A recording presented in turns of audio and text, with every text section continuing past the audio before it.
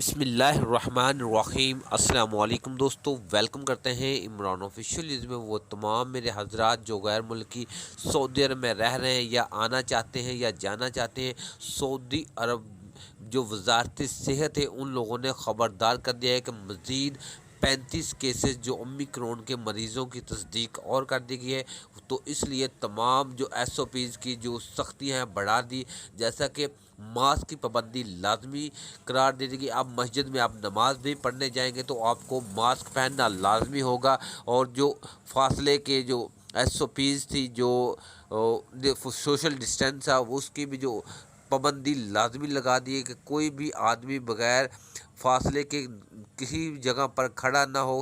کھلی جگہ پر بھی ماسک لازمی قرار دے دیا گیا ہے، اور دوسرے ممالک جیسے لندن، جرمنی، اس طرح کے کینیڈا میں بھی یہ وائرس بہت زیادہ پھیلنے والا ہے، اور جرمن نے اس کی تصدیق بھی کر دی گئی کہ ڈیلٹا وائرس سے بھی زیادہ خطرناک ہے اومیکرون وائرس۔ اس لیے فلائٹ بہت جلد ان لوگوں نے 10 ممالک کے لیے بھی بند کر دیے، تو یہ بہت تیزی سے پھیلنے والا وائرس ہے۔ تو پاکستان یا انڈیا، اس طرح کے جتنے بھی لوگ بہت جلدی سعودی عرب آنا چاہتے ہیں وہ جلد سے جلد سفر کر لیں، کسی ٹائم کچھ بھی ہو سکتا ہے۔ سعودی وزارت داخلہ نے خطرے کی گھنٹی بجا دی ہے، کسی ٹائم بھی لاک ڈاؤن کی طرف جا سکتے ہیں یا فلائٹ آپریشن بند کرنے کا اعلان ہو سکتا ہے۔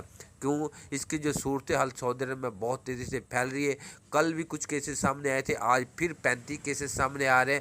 اگر اس طرح کی صورتحال رہی تو اللہ نہ کرے جو فلائٹ بند ہوگی تو پھر آپ ادھر کے ادھر ہی رہ جائیں گے۔ میرا مشورہ یہی ہے کہ جو سعودی عرب جانا چاہتے ہیں وہ جلد سے جلد سعودی عرب چلے جائیں، جو سعودی عرب سے آنا چاہتے ہیں وہ ابھی تک کچھ دن انتظار کر لیں، یہ نہ فلائٹ آپریشن بند ہو جائے پھر آپ ادھر رک جائیں۔